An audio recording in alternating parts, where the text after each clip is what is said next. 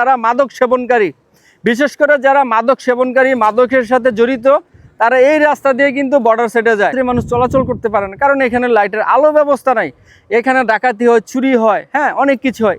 আমি এই মুহূর্তে দাঁড়িয়েছি আমাদের বুড়িচুং থানার, এবং আমার পিছনে দেখতেছেন কালিকাপুর। হ্যাঁ, এর মাঝখানে ঠিক একটা রেল ক্রসিং আছে।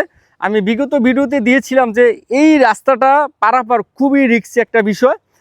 এটা যেন প্রশাসন একটু নজর আনে। কিন্তু দুর্ভাগ্য বিষয় তো ভিডিওটা সবাই দেখার পরও কিন্তু এটা নিয়ে মানে মুখ খুলে কথা বলা বা কাজ করা ওইটা এখনো হয় নাই।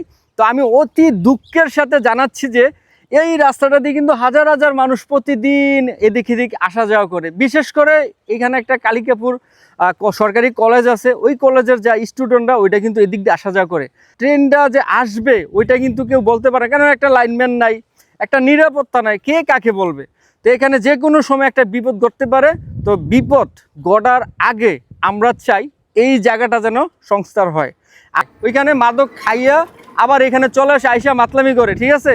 তো এই বিষয়টা আমি আমাদের 5 আসনের মাননীয় সংসদ সদস্য হাজী জসিমউদ্দিন জসিম ভাই, উনি জিরো টলারেন্স ঘোষণা করেছে শুধুমাত্র মাদকের বিরুদ্ধে। তা আমি আমার সদ্য এমপি সাহেব মহোদয়কে বলবো, আপনি একটু এখানে আসেন, একটু জায়গাটা ভিজিট করেন, এই জায়গাটা কিছু করা যায় কিনা, একটু এই জনগণের কথা চিন্তা করে আপনি এই বিষয়টা একটু সুদৃষ্টিতে একটু দেখেন। আপনার কাছে আর বেশি কিছু চাওয়ার নাই।